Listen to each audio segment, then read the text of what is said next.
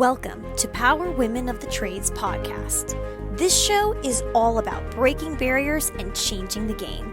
Our guests will feature some of today's most successful female entrepreneurs and other advocates of our industry as well. Because if there's one thing we know for sure, female-led entrepreneurship drives change on multiple levels. We want to empower women in the trade industry like you so you can maximize your potential, stay balanced, achieve long-term success, and claim ownership over your life. Let's get started. Okay, so I want to know how you guys met. You two. So chill How did you guys meet? What's your story together? Yeah, so it's kind of the story of how the man and the husband and wife met and opened their business. It's that same story? Yeah, just like that. The credit manager, right? This is the get all story. On Tinder. No, Tinder wasn't around back then. Yeah. No, listen, the truth of it is I built a business to $2.5-3 million a month in a few years, and not having the controls that why we're here today, call by call, a lot of that, not having that level of operating leverage controls, we ran out of money. Mm-hmm. We ended up with one payroll in the bank. Everybody's like, we do $2 million a month. It's like 2015-ish.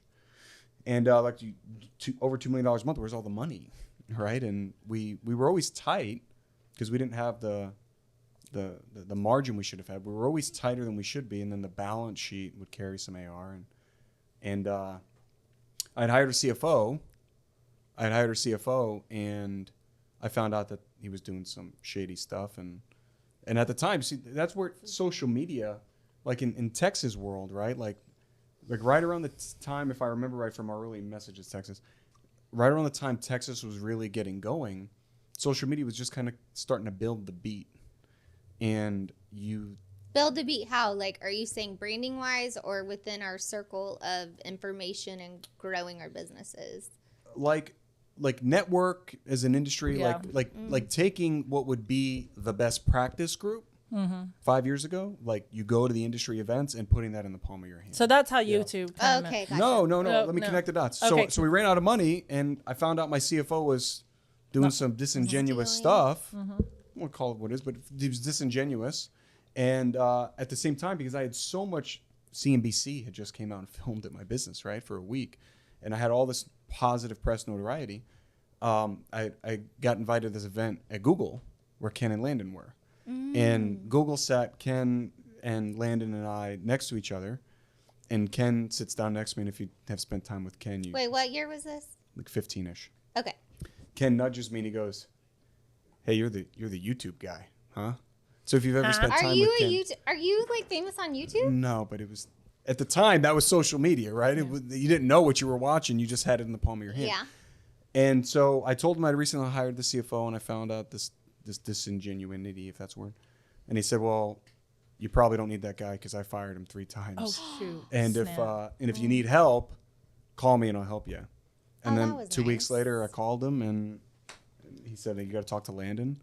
And Landon and I met, and he goes, "Well, you're doing this wrong and this wrong and this wrong, and you're priced wrong, and you've got too many people, and you've built this great business, $3 million a month, but you don't make any more money at $3 million a month than you did at $1 million a month." And so within 90 days, changed no volume, just applied the protocols of what we talked to you about, Leslie and other guys.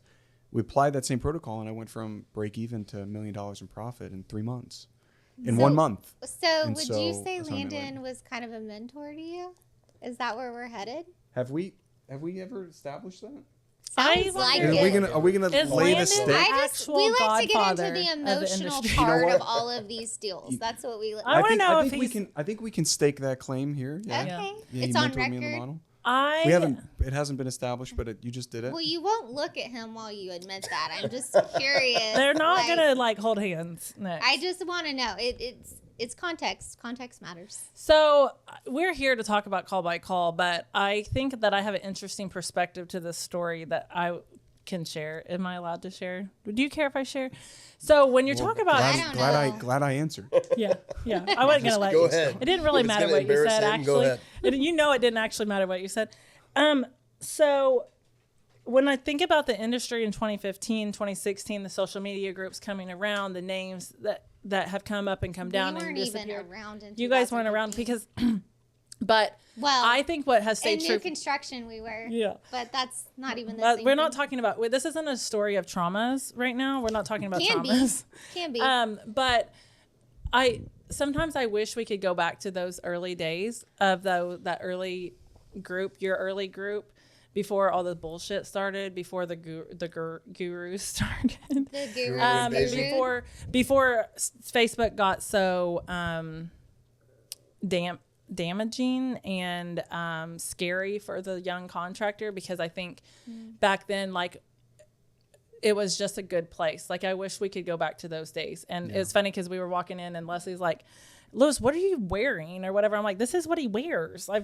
This isn't what we talked he's about, the original whiteboard guy, right? But so I just think about like the transition of our industry through the last 8 years of what's changed, and now where we're at with social media.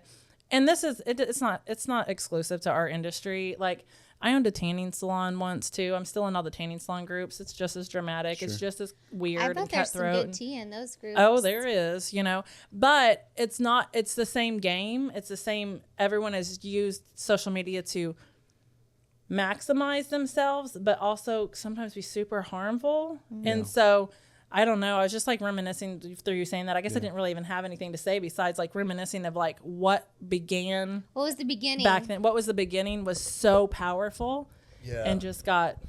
It'd be interesting to hear about Landon because we had no idea of each other, but the owners and managers group I bought from an old school Arkansas contractor. He had 300 owners in it, and I bought Facebook group you because bought? I got 40 under 40 for HVACR in like 2014, and I had no idea who any of these people were, and the issue came out. How old are you in 2014? Like 12. 15. I mean, It was 10 years ago, right? we're very high achieving. I was over 24. here. Well, listen, and so I see Travis Smith was in that same issue I was in, and so I was like, who are all these people? Right. And I was like, who are all these people? I just bought this group, and I bought it for $300. The guy's like, what's it worth? I didn't know you could sell these things. Honestly, that's genius, especially in local Facebook markets. You can buy those groups. It's harder, but you can have your banner up to be like Today the people- plumber and HVAC. I would never do it. Today I don't people want know to be. that they're valuable, but back then the guy's Right. like, I didn't know I could. Guerrilla marketing. I didn't know I could sell this thing. Yeah. What do you want? What do you want to use it for? And at the time, I don't know. I just thought we wanted were it. doing things well, but I thought I was going to sell like T-shirts or something. Just like what social medias became today, so prolific. Yeah. I thought that there was that content piece to it, and so I bought this group, and I'm in this 40 under 40, and I message all the people that are in. I'm like, hey, join my group, join my group, join my group. A year later, I meet Landon, and he's got a few hundred members more than I did at the time. A year ago, I meet Landon. He goes, I was like, how the fuck did you start a group? Like, I found. So he's talking about Einstein's at that point. Versus Okay. owners, So that managers. story would be interesting to hear because I have no idea how he decided to start his Well, I group. had an because he advantage. didn't buy it. Yeah, I had an advantage because, like, I didn't intend to like scale it to something big. I came from like the best practices organization. That's how I started in the industry. So I had thousands of contractors as friends and acquaintances, and I've been in all the best practices groups for years. So I just kind of know everybody. And I thought, well, Facebook's sitting here. I saw these groups. I'm like, this is basically a forum for a best practice group, and I already had friends on Facebook with a lot of contractors. So I said, hey, let's like get at the time. This is private equity was just starting to like dip their toes. It definitely into wasn't the called water. Okay, private. what It definitely year? wasn't called private Yeah, equity it wasn't. back It was very, very early on, and I thought, there's really no modern best practice groups anymore. Like Right. the same stuff that I wrote in a book that's like the gospel of some of the best practice groups was like we joined it years later and it's still the same stuff 15 years later. Like same metrics, same KPIs, same everything. It didn't make sense. And I said, we're doing innovative stuff. Like I like to meet other businesses that are doing innovative stuff. So I just invited my friends that I knew had, more sophisticated contracting businesses. And I said, let's do something together online and see if we can share, ideas, best practices, and build each other up. And so I just invited people I knew. That's how I grew it. And then they invited people they knew, and it wasn't You started was it just from organic. scratch. So in Yeah. my opinion, and I'm gonna, you know that I say what I want, right? Does everyone know that? Everyone in the room We've say never I know heard that. I just say what I want. Yes. We need that. Okay. It's honestly intimidated me The- to ever meet you. Oh, stop. Oh, do we get that recorded? I'm gonna have to put that on recording. Okay, Wait, that's a soundbite, listen, though. Rita.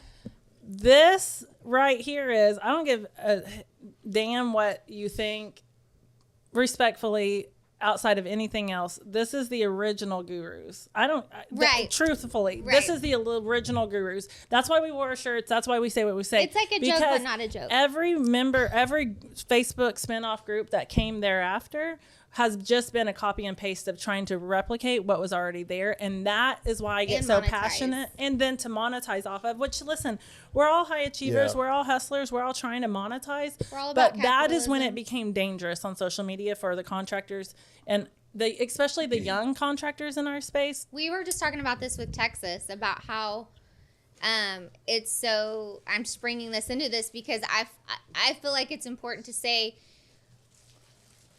the reason why the gurus are so appealing is because honestly we're all as owners struggling a little bit with some mental health because of how hard this is, and we're trying to find a fix so we can feel better. And everyone's that's looking- why it works even though it's detrimental. So everyone started looking for a silver bullet. Yeah. There's never been a silver bullet, but your two original groups were offering relationships and best practices, no strings attached. No agenda. You don't have to pay to be here. You don't have to join my bros club. It was just that. Now, there were some other offside things from time to time, but that was different from just the group. Then the groups all turned into join my boy club and let's do this. And it just got dangerous. And that's where Cassie decided to Yeah. get vocal, because there's too many little guys, right? Well, I'm going to put a staple in that because we're going to talk What? about that for about Are 15 you minutes. We got a lot unwrapping to say. presents? Yes, I am. And Okay. because It's you like guys Christmas. just dropped an ultra compliment, thank you. I You're- don't think about that. Wait, who dropped a compliment? You complimented Cassie. Did she compliment you? Maybe Are we you should here? compliment it back. Yeah. And I'm so- are you new we here? have you guys gave us some swag. We have some swag for you. These are champion hats, right? And so These they are haven't seen them yet. nice. Champion Babe, plumbing. did you see this? He's been wearing one all day. Thank you. No, he Cas- hasn't. Thank you to Cassandra because These are really nice. Cassandra really Honestly, I love hats. Cassandra, not to be confused with me. That's not my name. That's the other one. That's what we call her after 3 drinks. And so look, let's put a staple on it. Cassie, I appreciate you saying that, but let's talk about the guru thing for a second, because when I bought the group, I saw some continuity. Clearly, Landon kind of just took the best practice industry and said, I can digitize this, right? And we kind of had the same idea, except he had experience to actually build a network, and I was just promoting what I thought young guys that were building their businesses needed, right? And so kind of two different perspectives. I had just like the guy that I bought it from for $300 said, you'll send me $300 for this. I had to go to Publix, which is a grocery store, and Western Union him because he didn't even have The Cash App. This is before Cash Definitely, App. way before Cash Western App. Union. He didn't have a way for me to like send him money, and I was scared about sending him Western Union because I didn't know how I was actually going to get the group. And so I we feel had, like I know who owned it before now. And so- When you say and so Arkansas. maybe- I don't know anything about this. and so maybe, but like in that note, Nothing right? to offer. I didn't realize that my group, particularly around the time Landon and I met, we still didn't. He knew best practice. I'd never been to a best practice event, and so right about the time we had 5,000 or 6,000 members, somebody was like an investment banker guy. He goes, "How are you? Like, how do you know all these people? How do you have the impact you have?" That's why I got this group. I showed him the group. He goes, "Do you know how much this group is worth?" And I said, "No, I don't. Why would this group?" It's just be? a Facebook group. Yeah, I was like, why would this group be worth money? But knowing what I know about the industry now, like right around that time, and Landon's seen it for way longer than me, all the vendors wanted to give us money. They wanted to like say, They wanted that platform. we want private equity referrals. We want like this whole kind of weird stigma Yeah. about that now has morphed into what you're We need to describing. start a Facebook group. Which is what kind of he's saying. right, yeah. But it was like I was like, well, what am I going to do? I'm going to refer financing. Like, sure, Right. that sounds nice. I would, whether somebody was offering me money or not, if I found value in a product, I would refer them to the product, which I've done. Dan Antonelli, Endlessly. CEO Warrior. Like, if you go back to the original live cast in my group, what I found success from, I would bring those guys onto the live podcast, the live video, and have them talk about their product. I remember the first time I realized it turned into money, I brought on Mike Agliaro, and just for fun, like, because I liked him and I thought we had similar mindsets. And after he was on the video, he sends me this box. It didn't even fit in my mailbox. It was like way bigger. And I said, who the hell is this CEO Warrior?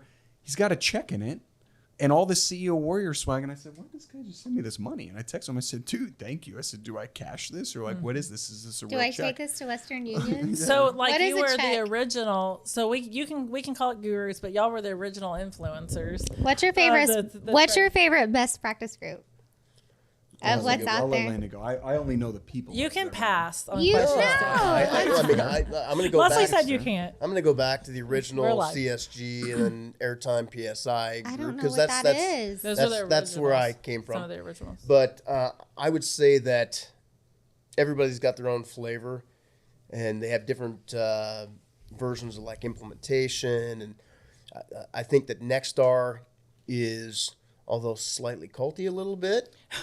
Yeah, Who makes it throw that in culty there. though? I feel like the members might get culty. Yeah. I want you to join my You group. heard it here I like first. it. I think Sorry, I'll put that on Nexstar record. is one of the best organizations because, like, just if you're looking at members and their Structure. scalability and what they've achieved. It's the most complete. Yeah. Yeah. For And- every department, they have something It's the for most every complete, but department. it also gets you in trouble. If you go back 15 years ago, everybody that's the head of one of these private equity groups now, or that was a platform of the private equity group, was a client of mine at SGI.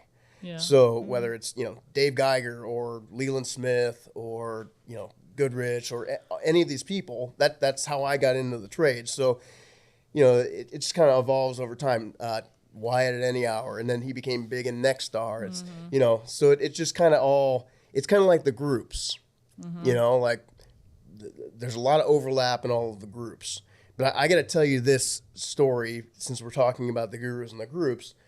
So much like Lou, I built mine more for like altruistic. I would like to learn information, see what everybody else is doing, stay on the cutting edge. And it ended up being beneficial because, like at the time, Gettle was the company that we were growing. And so we found talent all over because of the notoriety. We got acquisitions because of the notoriety. And I'm like, wow, this is very useful. Kind of elevate the status in the industry, et cetera. And so it's not like it was completely altruistic. We definitely had some benefit.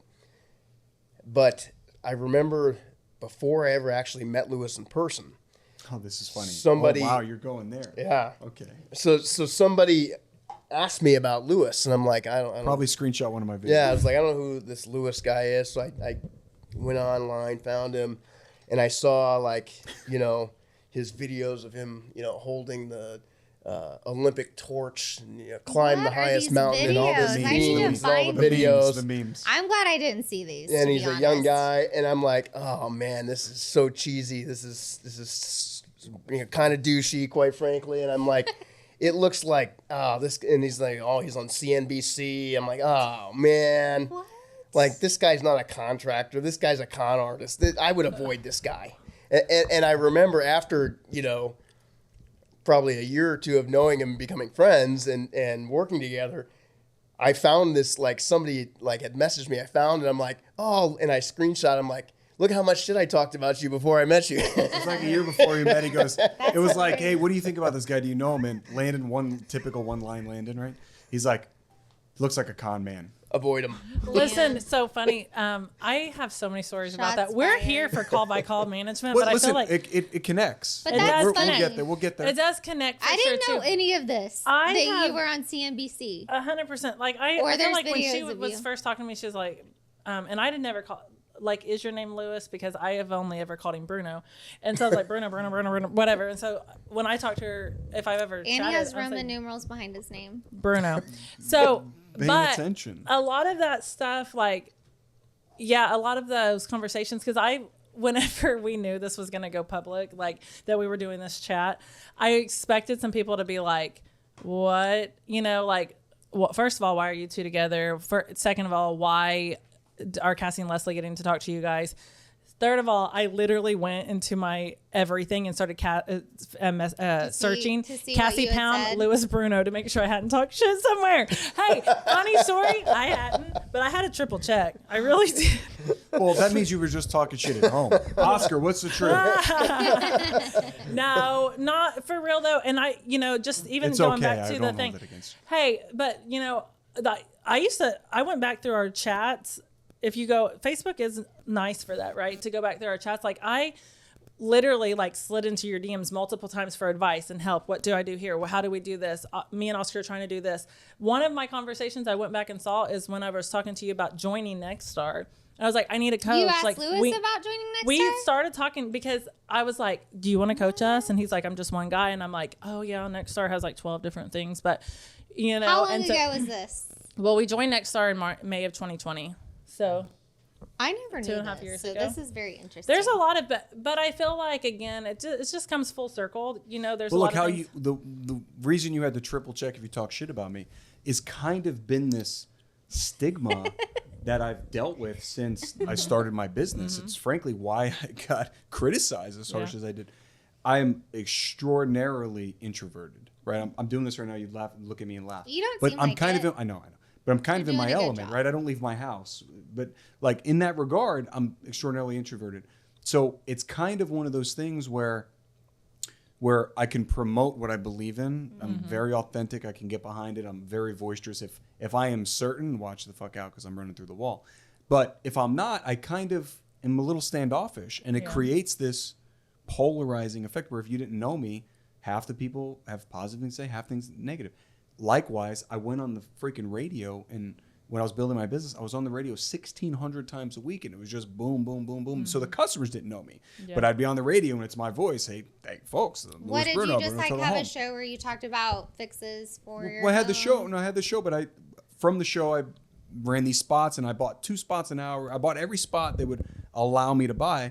Before I knew about Gettle and Landon and Roy Williams, it's what I used to build the business. And then obviously Ken and Landon helped me dial in my message a lot. But that said, that outwardness created a polarizing, because what I know is I've had to learn a lot about myself through a few different depression-like scenarios. I was never diagnosed, but depression-like scenarios, and then deal with what I went through regulatory-wise.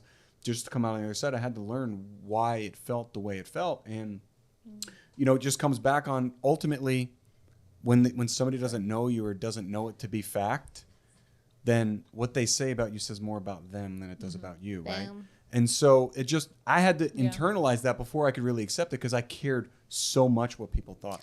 Because I was putting myself out there so much to help people. When I would see negative things or positive things, it would affirm me or decline me. And it created this just spiral, and I had to learn that if I don't have personal experience with somebody, what they say about you says more about them than about you. And so when people bring it to me, I say, have you ever talked to them? This is literally, it's so funny you're saying this because this is off topic and we get really off topic here. I've had a really hard time with this podcast because I've gotten a lot of criticism personally, and I'm a really sensitive person and I care. And so many times Brent has had to say, Leslie, when you have a platform, you open yourself up. And it's always things that I believe in, and I'm really honest about the things that I believe in, but it's hard. Yeah. That's what Oscar And says you to me a have lot. to, no one's talking about people that aren't doing anything. But it's hard, and it's really destructive personally to me. And it's the only thing that ever made me feel comfortable. And there's a few things I learned through it, right? I had a really spiritual experience, and part of it is what's on the outside reflects what's on the inside, right? And so I just had to really go through this experience where it's what you think about, you look like.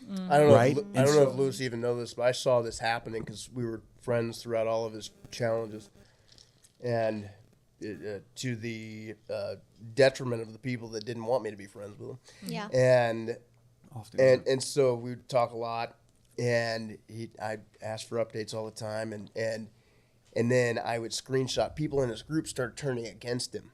It's when it got on the news, they were turning against him. And so I would screenshot, and I would take the highlights, and I'm like, look what this guy said about you. Look what this guy. And so knowing that he felt like this, knowing that he that would cripple somebody, I'm like, oh, look what this guy said. And then I would go on there. I'm like, hey, I heard the EPA is after him because he was having giraffe neck soup in the parking lot, and I was just like making it crazy. And I said, Lewis, you know, your story's not even good. You can't even write a book yet that anyone will give a shit about because you haven't slept in your car yet. Just go Like live in your car for a couple weeks. This is still juvenile. You're at like stage 1. Come on. Well, it's crazy to be on this side of it though, and like I watched a whole bunch of that stuff happen, and I always joke that I was like the original Facebook influencer because I've been on Facebook since like 2007, right? And through baby groups and mom groups and all, I've seen all this shit. Yeah.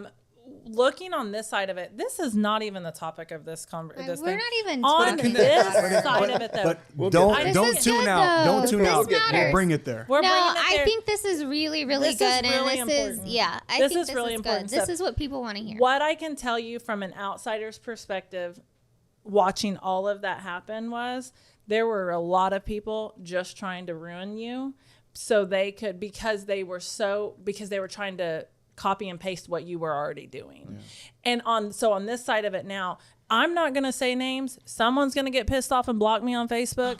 I'm just going to tell you, I can tell you right now, there are several. Never get blocked. I've never been blocked. I've got a list of people. A few people I want to be like, hey, sending you an email. Just know if you block There- Cassie, she'll send someone else that you haven't blocked and ask why you blocked her. I'll ask you Okay? if you can. She'll if be you like, block why me, did you block Cassie? If you You're block like, me, I don't I'm, even want to be involved in I'm this. gonna make you face me respectfully. You're gonna tell me to my I'll find face. you at an event. But there were a lot of people I'll find that you at an wanted event. to eliminate you so they could be the new you. But they were never able to actually. There has no one that has ever been able to replicate what you were doing back then. And I was guilty. Why did I start looking to see if I was talking shit about you back then? Because for a little bit I fell into that trap of like, oh, well, maybe I shouldn't be listening to this guy. Oh, maybe blah, blah, blah. You know, Yeah. there are literally like less than 5 people that I trust for true advice for our business. Oscar knows we talk about this on a regular basis. And 3 of them are not even on Facebook. You know, and so there's a whole bunch of people that have tried to just replicate you that, and they've ran out of victims. You know, they're running out of victims. That some of them are done and gone, but it wasn't possible. And so, anyways, that's the story, right? I appreciate that. And back to the whole point of how we get to call by call. But back to that, it's How do we get to it's call by call? social media. Let's do it. It's bite-sized soundbite headlines. It's Right, destructive. and so it's Positive. what, you know, it was actually when I first happened, right? Ken and Landon, before I had the whole regulatory stuff happen, a month before that, Ken and Landon flew into Naples, and we were talking about scaling some business stuff, and the day of, when like the terribleness broke, Ken texted me and he said, "How's your day going over there?" I was like, fucking terrible. He goes, Ken was just in town the week before that. We were talking about some things. And so then he sends Landon over to check on me. Landon texts me, "Hey, how's your day going over there?" I'm like, "I'm sure you guys are well aware." But like, to that point, nobody had any clue. I didn't know what it was, right? It just took on a life of its own. But again, not because of things I did. The surface stuff, social media just makes it all surface. If there's depth, there's guys that have good content. And there's guys that are more expert about what they're posting than, frankly, I've experienced. And that's the benefit of the groups and social media or best practice networks. But you have to understand, you have to be able to take that information and qualify, does this relate to me? Or am I following something because of what they're materializing? I have a question. So we talked about we had a really good episode with Texas. We talked a lot about mental health, but he asked the question to us, if you knew then what you know now, would you do it all over again? And we all got really honest. What would your answer be? Yeah, I would do it all over again. I would do some things differently, obviously. Like, absolutely. You know, for me, it's something we're going to be talking about tomorrow, right? Oh, good. I can almost remember it like it was yesterday. I'll fast forward to the end of what I'm going to say first. On the other side, I am 100 times the father, the husband, the dad, the baseball coach. It taught me what nobody knows because it isn't public. My stuff started January 15th. January 14th, I sold the business.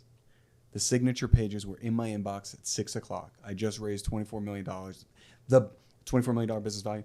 The business was sold January 15th. I was driving to my office to print it off, sign it, and send it back. And as I turned down my street, the investigation started. And so that guy, if I had been given that money and went down that pathway, that guy, I can't say, I've got goosebumps. I can't say for a fact that I would even be here. Mm-hmm. I was very good with my team and my business, but man, it was me, that was all. So you would look at it, besides business, my business is 10 times better today than it was back then. And literally December 8th of 2018, I was writing my goals. I write my goals every night. I was writing my goals and I'm like, within 3 years, I'm going to have a $100 million run rate, blah, blah, blah. All just very, very selfish things, not focused on, only focused on the betterment of myself or the things that I would get from that. And although elements of my goals in December would be true 3 years later, although elements of that, pre what we're doing now, right? Although elements of that, I would have never made it. Yeah. And so I can't say that I would change anything. And that's scary because Right. that some of the headlines ran about me. Yeah. So when freak Texas, people out. Texas was talking about that earlier, and he was probably one of the first people I have ever heard that said, no, I wouldn't do it. And it made me Or get he super, he or I- said, no, I don't know. What I did you don't say, know. Texas? Yeah, I don't know that I would redo it again Yeah. because of how much he had to sacrifice in because Well, Texas nobody story. we were talking about mental pain. Yeah, because there's so And much, anguish. right? There's so much that happens. But the good thing for us, because when talking to Texas at that point, I said, you're the first one, because we always say, yeah, we would do it again. Yes, That's the thing that absolutely. everybody wants to but hear. he made me actually think about it, and I was like, I was fighting back emotion and was like, I don't know, because this business, this stuff, this social media, the opinions, everybody's opinion, your city opinion, your friend's opinion, your mom's opinion, the Facebook group opinion, your Your business coach employee's that you've hired for 5 minutes opinion, your marketing's opinion, everyone's opinion of you. It's a heavy burden to carry. Well, you're paying all these people to tell you what you're doing wrong. And sometimes they're freaking wrong too, though. Yeah. You know, and you hired the wrong person. Dude, when let I me, was let I me, had let the me add, best, let me add this. If you fast forwarded 2 to 3 years in your dreams and you accomplish everything you wanted to accomplish with the business, you accomplished the material wealth that you wanted to accomplish, you accomplished the things spiritually, mentally, etc. that you wanted to accomplish. Would it be How about that? Would you change it then? I'm just going to throw this out here too. Like, I don't know if you would have got this deep with a man's podcast, right? This is better than Call by Call. I don't think they would ask the Oh question. my gosh. Yeah, No. they wouldn't. When I saw you guys launch a podcast, I swear I'll go back and find the message, but we have so many messages. I screenshot sent to Landon and said, we need to get on this podcast. When you guys You launched. did. I don't believe you did that. You're going to have to screenshot Landon it. did. I said they would be perfect. Hey, we started talking to Leslie, threw it out about talking to you guys to get on the podcast, and I said, do you think they would agree? Well, because I felt like somebody needed to talk about Call by Call, and there was really only one other person talking about it, and then we were like, well. But I was experiencing so let's Call really by rotate Call. into the Call by Yeah, Call. so 'cause connect we're the here for dots, right? two- Because Okay, it's let's just connect the dots. repackaged silver bullet stuff from the early 90s. Like, what is call by call? And If- what it's not. Yeah, but what let's is talk call? about the What is origin call of by call? Call by Call. What is Okay. call by call? Is every call counts. Yes. Like, there are no spare customers. Like, you have to execute on your call every time. And back to me, what I was criticized for, I said, absolutely not. Do you know how effing much controls I have on what my guys do in somebody's house? Literally, we virtually ride along every single one of We their were jobs. so mad at you guys. Like, I'm going to make this personal, but there's no way to get around this. When we started doing Call by Call, I remember Brent and I were like so mad so many nights about how controlled it was. I mean, because And what's our the team was alternative? mad. I know. I'm not hating on it. I mean, Yeah. but like when you sit there as an operator, it's like, do I want to know what my guys are doing in somebody's house, or am I happy when It's I funny get the check? Sometimes you don't want to know. I feel like I can give a unique perspective to this right now because we just went through and we're not doing not call by call the way it probably Sure, should yeah. be done, right? We do call by call. I specifically had my team get on this Zoom to watch this because I can ask them if they're doing call by call on a regular basis, and they'll say, yeah. Well, they're not. We they're would've not. said They that are too. not doing it, right? They're not doing it to the level it needs to be done. And I still love you guys, but we started doing our business planning workshop for 2024, and we don't have a call issue. We have done great. Exactly. Quality has done great. We do not have a call issue. We still have a conversion issue. No matter what we have done and practiced and how much we have enhanced for 2023, we still have a conversion issue. And what it boils down to is that we are not managing the call. And a lot of people Every think call by call is like this specific strategy, which is why it's so stigmatized, because you and Brent have been through it with us for a few months. And so on the other side of it, it's not that your guys need to do additional things. They just need to stop doing a lot of stuff that they do. Like that's more so what the disciplines are. It's not like go take this and go do that and they need to stop doing all the shit that doesn't matter. Right. And they need to start doing the simple things that actually matter. And then like Service Titan. If Service Titan knew what they were building back when Landon and I first met, or Landon met R and I before I did, but I met them shortly after. And so back in 2013, 14, when I met with R first about Service Titan, he didn't even have, it was Service Titan 1.0, and they were clicking through a PowerPoint presentation that looked like a real software, but you couldn't tell when you were watching the presentation. It looked like he was moving the mouse and stuff, but it was actually just clicking through a couple screen grabs. But had they known what they were building back then, Service Titan would be worth $1 trillion today. Not even a few billion. It'd be worth $1 trillion, because the biggest gap with Service Titan, as it relates to call by call, is that you think because they've got the forms and you think because they've got the photos and the model numbers and the serial numbers that you can look back on the job and see, okay, they did their job, they filled out this form. But what happened the hour before they started taking those photos? And it's not not efficient. Like you cannot do it with forms and all of those other things. But that's like the silver bullet, right? What is call by call? It's making sure you as the operator know every effing step your guys are taking. Okay, so be more specific on, and we can be as specific as you want. You know, I was trying to explain, okay, well, what are you doing? You were like, well, what are you doing in plumbing? You know, because we implemented a model that's typically used in HVAC, so that was very new to us, but probably very new to a lot of plumbing companies. Well, but what's happening in Slack? And I'm like, well, they knew all this before. Like, and the office and the manager knows all of these things before the technician even diagnoses with the customer. Yeah. Right. And here's why it matters. And here's what it looks like. And this is why Slack is important, because you cannot do this in just Service Titan alone. Yeah, it's an integration. It's a photo dump. Look, I mean, Service Titan's workflow, because they have to be, it's a photo dump. Right. When do the guys add the photos? All at the end of the call. Well, guess what? You lost that call a long time before that. Like, here we are right now. How long is it going to take to get to the house? Here's what we see. You know, there's just constant communication between field and office. Like, and I want to 100%. say, I'm not being rude. I'm trying to monitor And questions Landon can coming speak a lot to that, Do because we have questions? We're working on questions. because call by call is enhanced, because now we do the virtual ride along. Call by call is a lot enhanced by technology, but they did call by call for 10 years before anybody knew what it was. Years ago, so it kind of emanated from the fact that, you know, as we built a large business, you know, you can only control or manage effectively, you know, maybe at most 7 to 10 people, and that's Per person. a massive scope even. You got to be skilled. And so in order to do that, you know, you need to segment if you're going to have more techs than that, you need to segment them up and then divide them up. And so initially I came up with a plan, and I called it revenue managers. I'm like, okay, we're going to assign technicians to managers. We're going to assign budgetary responsibility to one of the revenue managers.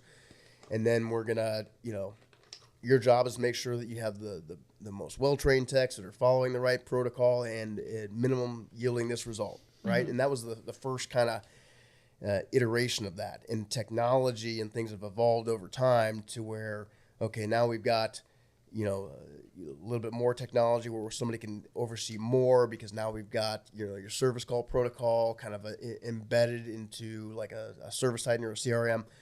And then, over time, at one point, you mentioned we try to do with Google Glass and see what's happening. That sometimes we try to record people in the field. Like we've tested this thing over and over, but we got to a point and we built like what I think is scalable for building a large national platform or a regional platform. You have to walk, talk, and act the same. Right? It's got to actually be a real business, a consolidated business. It can't just be a collection of other businesses, which most of the private equity firms today, they don't come from an operational background. They just collect businesses. Some collect great businesses, some collect moderate businesses, but none of them talk to each other. And so years ago, when we sold business to ARS, we didn't have the service titans, Sarahs, et cetera, that they have today.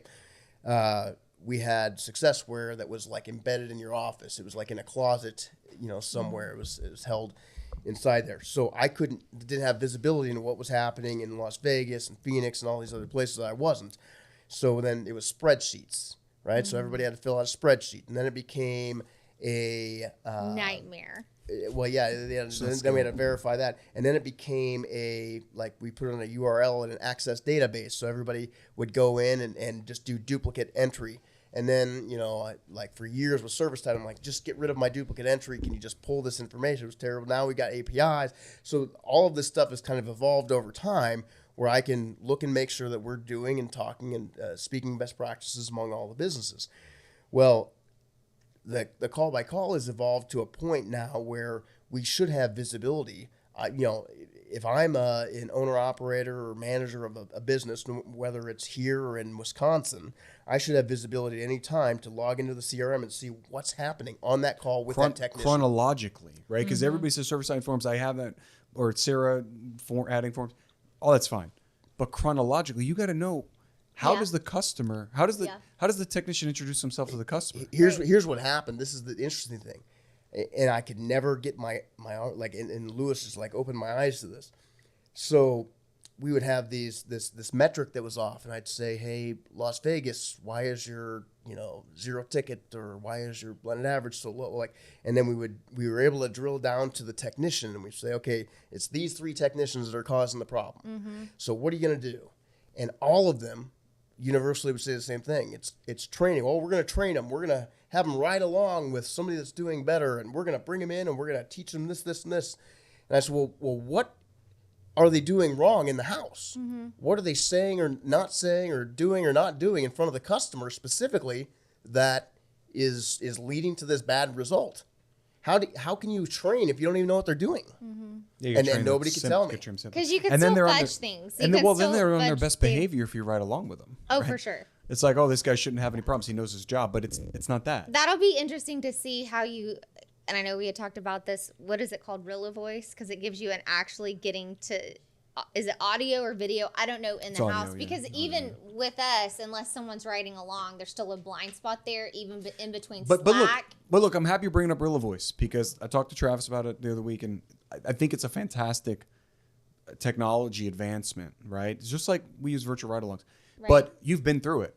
So like Landon saying, where he's going with that is, okay, so now in our virtual ride-along program, or now in Rilla voice, you know what step your guy's skipping or where he's kind of messing up. That doesn't do you any good. Right. What are you going to do about it, right? All it does is just expose the management leverage you need, but you still need to hit him with a stick one time or something. Right. But you've got to be able to then lead them to change. You've got to be able to enroll them. It gives you visibility. It tells you where the weak spots are, because we don't always know if we're just having a conversation. And so the Rilla voice is just another. And we want to believe the best. Yeah. I think a lot of people, especially when we start talking about call by call or just processes in general, they pull back because they're like, we're in customers' homes and we're doing this and that. But look at any successful business. Yeah. Look at Amazon, Sears, in the back, McDonald's. Everybody has a process. Everyone has a way to have visibility. But as contractors, we've tried to recreate the wheel on the outside of that instead of paying attention to this actually the process that's been in front of us the whole time. And you can't correct. So I've talked a lot about, my team knows, I don't know if I publicly talked a lot about my experience. I worked for Best Buy for a long time as a manager, and a lot of the training that I put in, and Oscar and I put into our business, is what I was taught at Best Buy. And it's a lot of very specific call by call management. But the difference was I was capable of standing behind an employee as they were doing it. And you can't do that with your technician in the house. Yeah. And think as you just grow and grow and grow, it's like you're just adding gasoline to a fire. And what you think is happening, what you're talking about in your meetings, not we're all anywhere near we're what's all happening. doing this. We're running. What is the next star home process Yeah, called? that's the agenda card. that's like the next star system. story. That's part of it. Is it the right? agenda card that we're all doing? I'm the sorry. service system with the Forgive me agenda next That's card. why time. they hire so many managers for each one of the verticals. Yeah. That's It's why they inefficient, advise right? doing that. That's why I got friends, even here in Dallas. I have friends that have built very massive companies that have scaled.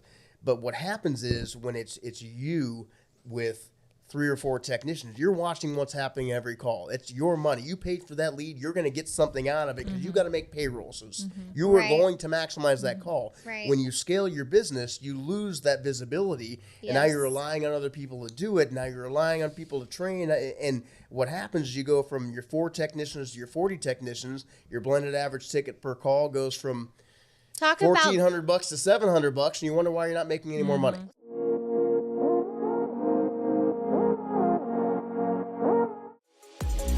This has been Power Women of the Trades. Like what you hear so far? Leave us a review on Apple and make sure to listen to our other episodes wherever you enjoy listening to your podcasts. Thanks for listening, and we'll catch you on the next one.